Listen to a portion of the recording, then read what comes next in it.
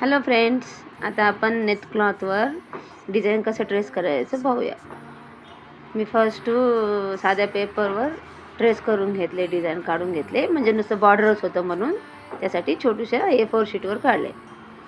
ते घेतले, खालच्या साईडला ठेवले, कारण आपल्याला वरून दिसावं म्हणून त्यासाठी खालच्या साईडला ठेवायचं.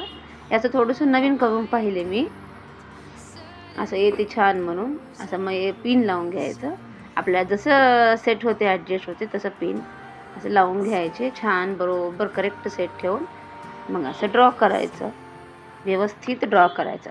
आता बघा तुम्ही, पहा किती छान दिसते करेक्ट ड्रॉ करायला. इझी वे, खूप सोप्या पद्धतीने होते. पहा हा किती छान आला, सिम्पल इझी वेनं. हा तुम्हाला आवडला का नाही ही आयडिया मला कॉमेंट करून सांगू शकता. Thank you friends.